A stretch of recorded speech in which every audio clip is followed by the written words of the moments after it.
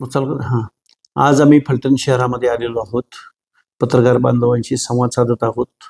OBC भटक्या विमुक्त जात समूहातील SC ST जात समूहातील अनेक सामाजिक कार्यकर्त्यांच्या भेटीगाठी आज दिवसभरात फलटण आणि फलटण पंचक्रोशीतील सर्व लोकांबरोबर होणार आहेत. खरं तर दिल्लीमध्ये जंतर मंतरवरती आंदोलन झालं. एक शैक्षणिक प्रश्न होता, विद्यार्थ्यांचा प्रश्न होता. संपूर्ण देशभरातून सहानुभूती होती. शिक्षण मंत्र्याचा राजीनामाही झाला. पण त्यानंतर 2-4 दिवसामध्ये या भारत देशामध्ये आरक्षण हटाव आणि देश बचाव अशा अर्थाचं एक मोहीम चालू आहे.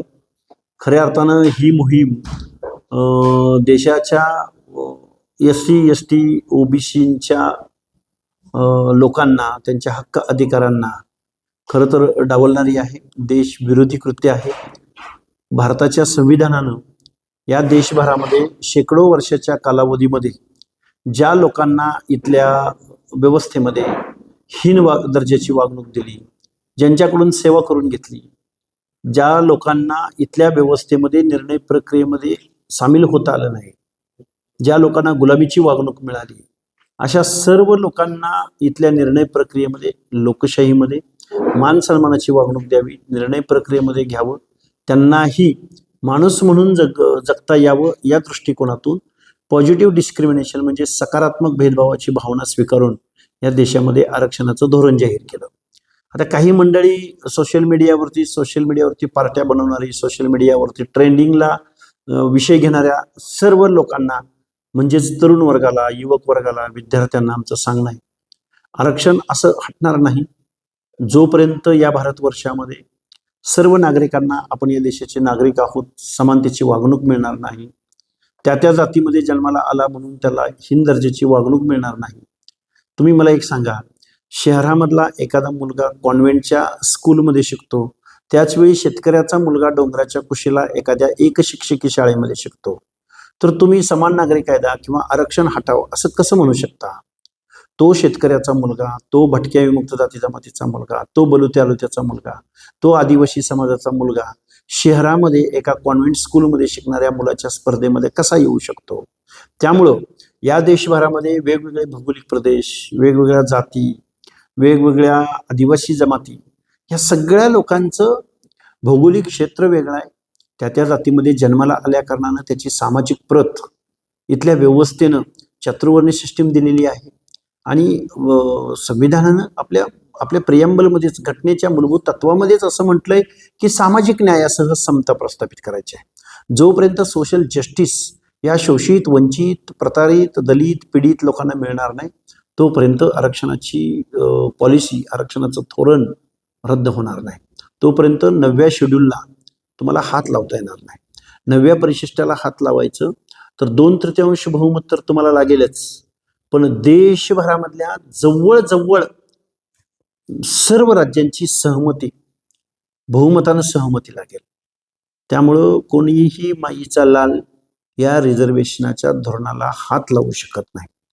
पण सोशल मीडियावरती ट्रेंड चालवून समाजामध्ये भांडणं लावणं, सामाजिक स्वास्थ्य बिघडवणं, ह्या ज्या गोष्टी ह्या नव तरुणांच्या माध्यमातून होत आहेत, ह्या दुर्दैवी आहेत असं आमचं मत आहे.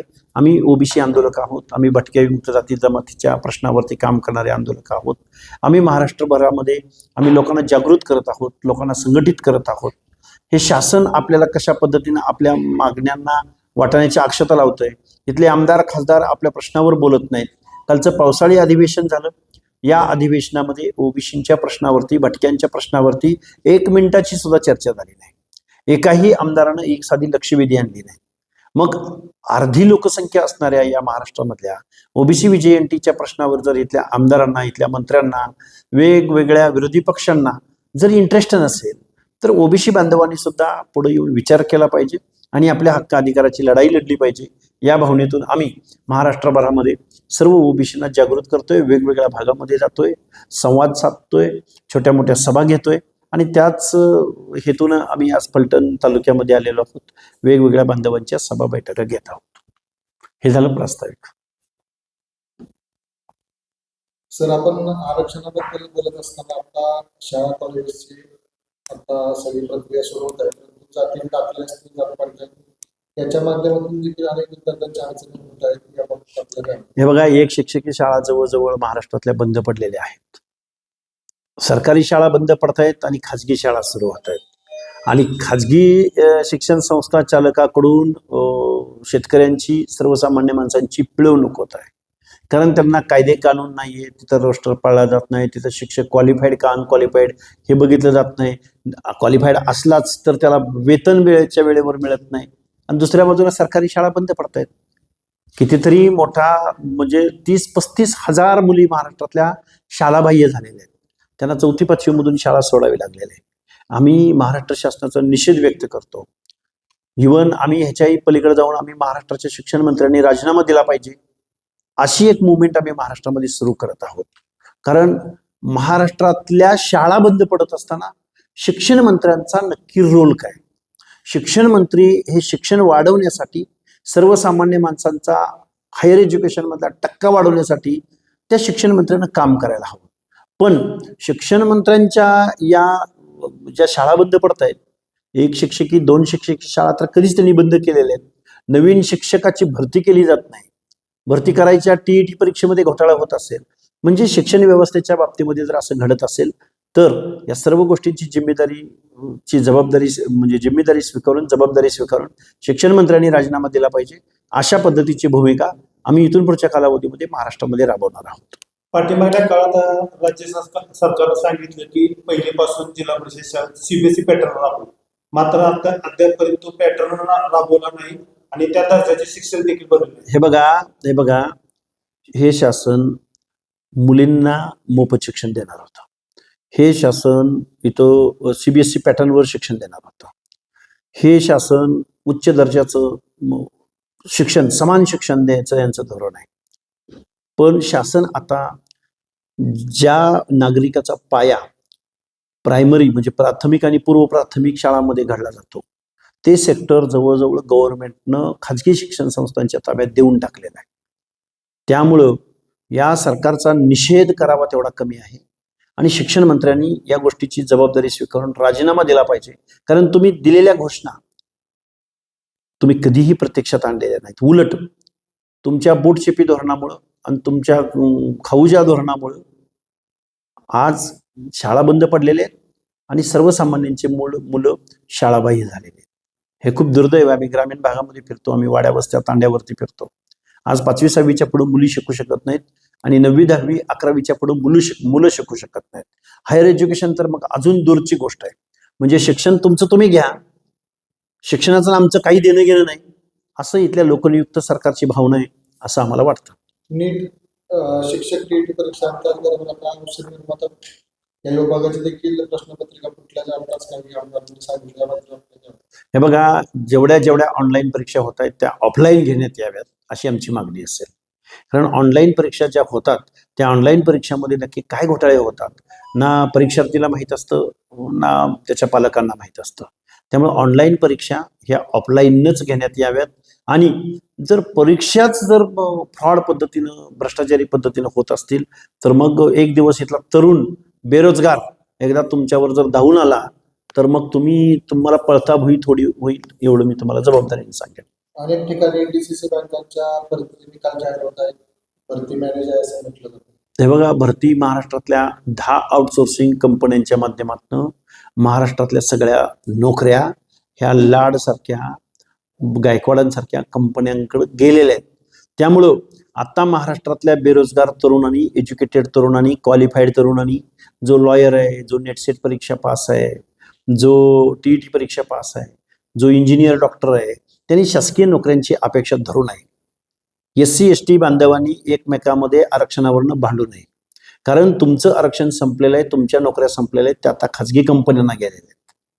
प्रसाद लाडांनी जाहीररित्या सांगितलंय की 1 लाख नोकऱ्या आम्ही देतो. तर आम्ही ज्यावेळी त्या नोकऱ्या कुठल्या देत आहेत हे आम्ही बघितलं तर त्या नोकऱ्या ग्राम प्रशासन, सामान्य प्रशासन, महसूल, एज्युकेशन, शासकीय निमशासकीय आस्थापनांच्या नोकऱ्या शासनानं आता त्यांना दिलेल्या आहेत. आणि त्या कंपन्या आता त्यांचा पगार भागवतात. तिथं आरक्षणाचं धोरण पाळलं जात नाही, रोस्टर पाळला जात नाही, तिथं PF पाळला जात नाही, कामगार कायदे खुंटीला टांगून ठेवले जातात. आणि त्याचं मालक कोण? त्याला 10 ते 12% सर्व्हिस टॅक्स गव्हर्नमेंट त्या प्रसाद लाडांच्या कंपनीला देतो. नोकऱ्या राहिलीत कुठं? या सर्व प्रश्नांवर आता आपण आंदोलन म्हणून लढणार आहोत. हे बघा, पक्षाचे अध्यक्ष म्हणून लढणार आहोत. हे बघा, ह्या सर्व प्रश्नांवरती लढावं लागेल, भांडावं लागेल. एका बाजूला कॉर्पोरेट भारत आहे, कॉर्पोरेट इंडिया आहे, दुसऱ्या बाजूला सर्वसामान्यांचा भारत आहे. एका बाजूला कॉर्पोरेट महाराष्ट्र आहे, दुसऱ्या बाजूला सर्वसामान्य जनता आहे. पुढाऱ्यांचा, कारखानदारांचा, भांडवलदारांचा महाराष्ट्र एका बाजूला आहे आणि दुसऱ्या बाजूला सर्वसामान्य माणसांचा, रोज शारीरिक श्रमाचं काम करणाऱ्या, पोरग शिकलं तर त्याला नोकरी लागेल का नाही याची एकाही माणसाला गॅरंटी नाही. तो क्वालिफाईड असो, पहिलं क्वालिफाईड आहे का, शिक्षण घेतलंय का हा प्रश्न होता. आता क्लास आहे का हा प्रश्न आहे. आता मेरिटमध्ये आहे का हा प्रश्न आहे. मेरिटमध्ये येऊन सुद्धा आता नोकरीची हमी मिळत नाही. त्यामुळं सर्वसामान्य माणसं भांबावलेले आहेत, संभ्रमित झालेले आहेत आणि सरकारवर प्रचंड नाराज आहेत. हे आम्ही ग्रामीण भागात फिरताना आम्हाला हे दिसून येते. साहेब, आपण शिक्षण व्यवस्थेवर बोलतोय. यावेळी आपल्याला नेपाळमध्ये जे शिक्षण कार्य झालं, खाजगी सगळ्या शिक्षण संस्था बंद केले गेले. याच्या उलट महाराष्ट्रात खाजगी अकॅडमीला बळ दिलं जातंय आणि अकॅडमी त्या प्रत्येक शिक्षण संस्थांच्या प्रत्येकाने अकॅडमी सुरू केलेली आहे. तर या अकॅडमी बंद करण्यासाठी किंवा त्यांचं काय बंद आणण्यासाठी आपण काय लढा देणार? हे बघा, अकॅडमी बंद करण्यापेक्षा अकॅडमी का निर्माण झाल्या ह्या धोरणावर आपण बोललं पाहिजे. ग्रामीण भागामध्ये शिक्षण उपलब्ध करून जर आपल्या मुलाला एक चांगला अभ्यास करून घेत असतील अकॅडमी, तर त्यांचं आपण 2 मिनिटं स्वागतच करू. पण त्याच्या पलीकडे जाऊन अशी वेळ का आली? इथल्या शालेय शिक्षण संस्था जबाबदारी झटकतायत का? इथं आता पीटीचे तास होत नाहीत का शाळेमध्ये? शाळेमध्ये आता सराव करून घेतला जात नाही का? शाळेमधले आता स्पोर्ट्स बंद पडलेले आहेत का? मग एवढं इन्फ्रास्ट्रक्चर आणि एवढं आपण पेमेंट वगैरे देतो, एज्युकेशनमध्ये खर्च वगैरे करतो, तो नक्की कशावर होतो? की जेणेकरून शाळेमध्ये एक मुलगा गेल्यानंतर तो भरती होईल का नाही याची गॅरंटी नाही, पण अकॅडमीमध्ये गेल्यानंतर जर तो भरती होत असेल तर आपण सुद्धा ह्या गोष्टीचा विचार करणं आवश्यक आहे. आपण एज्युकेशनला किती पैसे देतो आणि मग एज्युकेशनला किती लोकांना क्रीडा खातं जे आहे आपलं महाराष्ट्राचं, ते क्रीडा खात्यावर वर्षभर किती निधी अलॉट होतो, त्या निधीचं पुढं काय होतं हा तुमच्या माझ्यासारख्या कार्यकर्त्यांनी RTIच्या माध्यमातून किंवा त्या संबंधित मंत्र्यांच्या माध्यमातून किंवा क्रीडा उपायुक्त जे जिल्ह्याला असतात त्यांच्याकडे जाऊन ह्याची माहिती घेतली पाहिजे की या महाराष्ट्रामध्ये अकॅडमी का निर्माण होतात. कारण या क्रीडा खात्याचं दुर्लक्ष आहे, शिक्षण व्यवस्थेचं दुर्लक्ष आहे. आपल्या टॅक्समधून जी व्यवस्था इथं उभी राहिली ती व्यवस्था कुचकामी आहे, तिथं फ्रॉड आहे, तिथं भ्रष्टाचार आहे, म्हणून खाजगी अकॅडमी उभी राहते. खाजगी अकॅडमी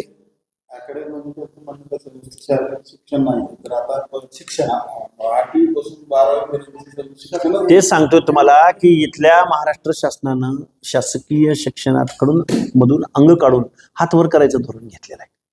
इथल्या शाळा बंद पडण्याची अवस्था आहे, त्याला तुम्ही आम्ही जबाबदार आहोत, म्हणून तर आम्ही जागृती करत फिरतोय. पण आमच्यासारख्या माणसाचं ऐकतो कोण? इथं एखादा कारखानदार येतो, तुमची मतं विकत घेतो, 500-1000 रुपये टाकतात, गावगुंडी येतात, गावच्या गाव लोकशाहीचा बाजार मांडला. इथं लोकशाहीचा जर बाजार मांडला नसता, इथं जर सोनम वांगचुक सारख्या शिक्षण तज्ज्ञाला उचलून नेऊन टाकलं जातं आतमध्ये आणि दुसऱ्या बाजूला जरांगे सारख्या चौथी नापास, मला इथं काही स्वरूप नाही द्यायचं त्याला. चाललंय काय? जिथं आरक्षण मागता, ज्या नोकऱ्यांसाठी आरक्षण मागताय त्या नोकऱ्या कधीच खाजगीकरणाच्या माध्यमातून दूर गेलेल्या आहेत. त्यामुळे दिवाळखोरीत निघालेल्या बँकेकडून कर्ज मागण्याची अपेक्षा भाव नाही. मुळामध्ये अकॅडमी का निर्माण होतात ग्रामीण भागामध्ये? आज शहरी भागामध्ये गेल्यानंतर तुमचे डॉक्टर इंजिनियर होतात वगैरे वगैरे, ठीक आहे, पण ग्रामीण भागामधला भटक्यांचा पोरगा, शेतकऱ्याचा पोरगा, तो त्याला एकच माहिती आहे, बाबा आपलं भरती झालं तर आपलं घर चालतं. त्याचं डॉक्टर इंजिनियर होण्यावर भरोसा नाही, म्हणजे हायली क्वालिफाईड होण्यावर भरोसा नाही. PhD झालेली, MPhil झालेली, डॉक्टर झालेली मुलं शिपाई पदासाठी ऍप्लिकेशन देत आहेत, अर्ज देत आहेत. एवढं हायली क्वालिफाईड शिक्षण घेतलेल्या माणसाला जर रोजगार इथं उपलब्ध होत नसेल आणि त्याला शासन संरक्षण देत नसेल तर याच्या एवढं कुचकामी सरकार मला वाटत नाही दुसरं कुठलं असू शकेल. आपण एक मुद्दा उपस्थित केला की ज्या स्पर्धा परीक्षा होतात त्या ऑनलाईन न घेता ऑफलाईन घ्याव्यात.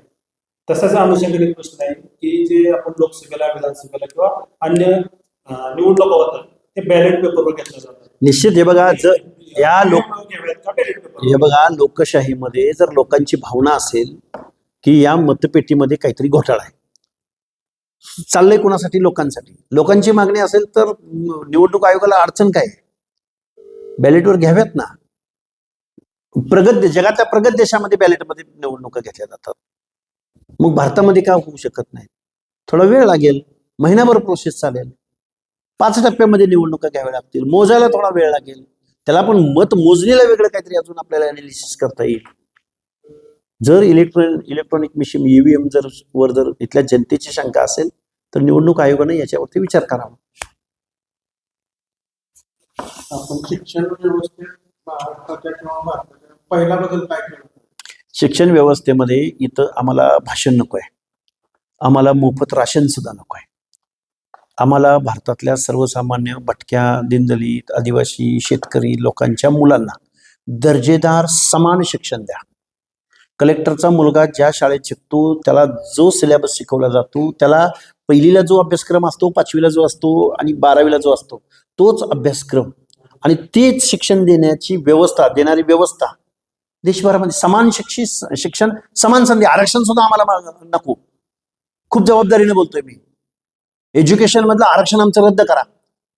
शासनानं शिक्षणाची जबाबदारी घ्या ना. एका बाजूला तुम्ही कॉन्व्हेंटमध्ये शिकवणार आणि दुसऱ्या बाजूला एक शिक्षकी शाळेत शिकवणार. एक शिक्षकी शाळेतला मुलगा ज्याला 10 किलोमीटर 5 किलोमीटर पायपीट करून शाळेपर्यंत पोहोचावं लागतं. 7वी 8वी 9वी 10वी मधल्या मुलीला ज्यावेळी शेतातलं घर सोडून एखाद्या तालुक्याच्या ठिकाणी तिला रोज जाऊन येऊन शिक्षण घ्यावं लागतं. आणि दुसऱ्या बाजूला शहरामध्ये हे असमान धोरण नाही का? मग असमान धोरण असेल, त्यांना आपण जर समान शिक्षण आणि समान संधी जर देत नसेल तर त्याला आरक्षण दिलंच पाहिजे ना. फर्स्ट कम कोण? आपण एखाद्या रांगेमध्ये उभं राहिलो, एखाद्या लाईनमध्ये उभं राहिलो, तिथं जर एखादी महिला आली, त्या महिलेला आपण काय म्हणतो? ताई तुम्ही पहिल्यांदा घ्या. ही मानवतेच्या दृष्टिकोनातून, सहानुभूतीच्या दृष्टिकोनातून रिझर्वेशन पॉलिसी आपल्या देशामधल्या स्वातंत्र्य सैनिकांनी, विचारवंतांनी, तज्ज्ञ मंडळींनी घेतले ना. रिझर्वेशन म्हणजे काय? मेहरबानी करतो का आपण त्या लोकांवर, रिझर्वेशन घेणाऱ्या लोकांवर? कारण त्या लोकांना आजपर्यंत इथल्या व्यवस्थेने वापरून घेतलंय ना. त्यांना माणूस म्हणून गावच्या वेशीमध्ये प्रवेश नव्हता. भटक्या लोकांना आजपर्यंत झालंय का? एखाद्या गावातल्या बलुत्या त्याच्या लोकांना गावातला पॅनल प्रमुख झालाय, त्यानं पॅनल टाकलंय किंवा तालुक्यामध्ये एखादी मोठी पर्यायी व्यवस्था निर्माण केली, असं झालंय? बघितलंय तुम्ही? मग त्या लोकांना या देशाचे नागरिक नाहीत ते? म्हणून समतेच्या दृष्टिकोनातून, समानतेच्या दृष्टिकोनातून ह्या लोकशाहीमध्ये सर्वांना समान संधी मिळावी या दृष्टिकोनातून रिझर्वेशन पॉलिसी शिक्षण धोरण आहे. अहो तुम्ही इकडं रस्त्याचं काम सरकारच्या माध्यमातून होतं, गॅस तुम्ही विकता, तुम्ही डिझेल पेट्रोल विकता, राव गटारी स्वच्छ करता तुम्ही, पण तुम्ही शिक्षण खाजगी सावकारांच्या किंवा खाजगी एजंटांच्या ताब्यात दिलंय. हे दुर्दैव आहे. गव्हर्नमेंटनं शिक्षणाची जिम्मेदारी हातात घेतली पाहिजे. एक वेळ तुम्ही ह्या सेवा देणाऱ्या सगळे सेक्टर आहेत ते तुम्ही खाजगीकरण करा, पण शिक्षणावरती, कारण आदर्श नागरिक तुम्हाला हवाय, राष्ट्रवादी राष्ट्रभक्त नागरिक तुम्हाला हवाय, त्याच्यावर तुम्हाला संस्कार द्यायची वेळ आहे. ज्या पद्धतीनं अग्निवीर 3 वर्षाचं तुम्ही आर्मीमध्ये ज्या पद्धतीने भरती करून घेता, तसंच तुम्ही आरोग्य खात्यात घ्या ना. 5 वर्ष आरोग्य खात्यात जो मुलगा मेडिकलचं शिक्षण घेईल त्याला 5 वर्ष शासनाने जॉब द्यावा ना. परत तो त्याच्या स्किलवरती तो करेल, त्याचं पुढचं असेल ते. 5 वर्ष त्यांनी महसूलमध्ये, ग्रामविकासमध्ये, वेगवेगळ्या शासकीय नोकऱ्यांमध्ये घ्यावं ना. 5 वर्ष नोकरीची हमी शासनाने द्यावी. तिथून पुढे तो एज्युकेटेड माणूस तो त्याच्या पायावरती उभा राहील. घेतोय का सरकार जिम्मेदारी? हे होताना दिसून येत नाही. ही सगळी धोरणं बदलण्याची आवश्यकता आहे. इथल्या लोकांना, सर्वसामान्य माणसांना डोळ्यासमोर ठेवून राज्यकर्त्यांनी निर्णय घ्यावेत असं आमचं म्हणणं आहे. आपण ओबीसीसाठी महाराष्ट्रभर लढा उभा केला. आता पुढचं ध्येय धोरण काय असणार आहे? बघा, जिसकी संख्या जितनी भारी उसकी उतनी सत्ता में भागीदारी हे धोरण घेऊन